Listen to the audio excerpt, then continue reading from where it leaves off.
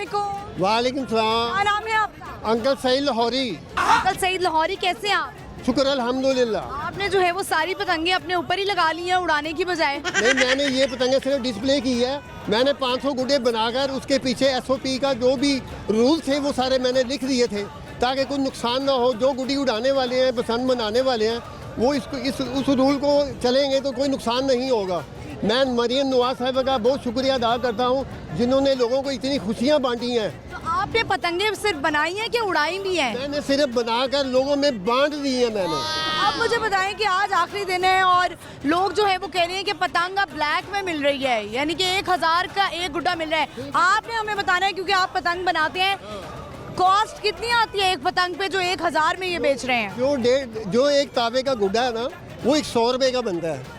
उसके ऊपर लागत आती है 100 रुपए की। 100 रुपए का कंप्लीट हो जाता है और ये इन्होंने 450 500 का बेच रहे हैं। 1.5 तावा जो है वो 700 तक बेच रहे हैं। 1.5 तावा जो है ना कम से कम ज़्यादा से ज़्यादा 200 रुपए का होना चाहिए। मरियम नवाज साहिबा को चाहिए था कि जितने भी गुड्डी बनाने वाले हैं, जितने भी डोर बनाने वाले हैं वो ही बनाते ताकि कोई उस ऐसा मसला पैदा ना होता। उन्होंने आपको देखिए गुड्डी तो बनानी आती है, आप खुद उड़ा क्यों नहीं रहे हैं? मैं कैसे उड़ाऊँ? मैं ये उड़ाऊं जैसे उड़ाते हैं ऐसे करके। तो ठीक है, लेकिन इतनी महंगाई है, मैं लोगों को सिर्फ कहता हूँ कि एहतियात से बस पतंगबाजी करें। अच्छा मुझे बताइए, ये कुछ लिखा हुआ है आपके पतंग के पीछे, क्या लिखा हुआ है ये? अच्छा आपने लिखा हुआ है दूसरे शहरों से आए शहरों से आए मेहमानों का, छतों पर चढ़े बच्चों का और अपना खूब ख्याल रखें। केमिकल वाली डोर बिल्कुल इस्तेमाल ना करें। और कर भी नहीं रहे हैं? जी बहुत कर रहे हैं, कर रहे हैं, कर रहे हैं, अभी भी कर रहे हैं। कर रहे हैं। अब उन्होंने तंदी भी बांधी हुई है, आगे धाती डोर भी, क्या खुद से केमिकल ला के भी रखा हुआ है? सारा कुछ हो रहा है। कितना इन्होंने अपना सख्ती की है, लेकिन बेहतर यही है कि ये इन्होंने चंद हाथों में जो काम दिया था उसको ख़त्म कर दें। अगले साल वही गुड्डी बनाने वाले, वही डोर बेचने वाले खुल के डोर बनाएं। पहले पापा गुड्डी फरोश होता था अकबरी मंडी में, बाकर गुड्डी फरोश होता था जब हम छोटे थे। आने की, 2 आने की, 5 आने की, 8 आने की। कितने साल के थे जब बसंत बैन हुई?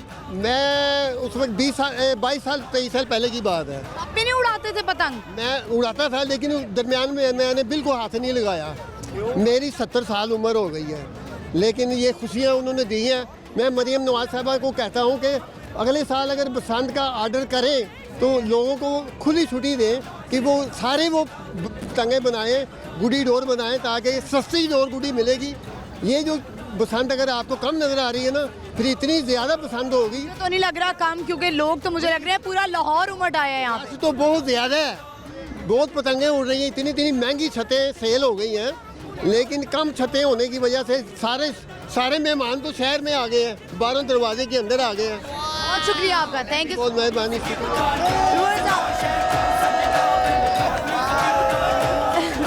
व्यूअर्स आप देखेंगे लोगों का जो जोश है वो आज भी ख़त्म नहीं हो रहा है, एंजॉय कर रहे हैं। चाहे पतंग उड़ानी आए ना आए, लेकिन हमने बसंत मनानी है। आपने देखा कि ये इन्होंने जो है वो पतंग बनाई लेकिन उड़ा नहीं रहे हैं। ऊपर इस वक्त मैं देख रही हूँ आसमान आज भी ऐसा लग रहा है कि सितारों की जगह पतंगों से भरा हुआ है।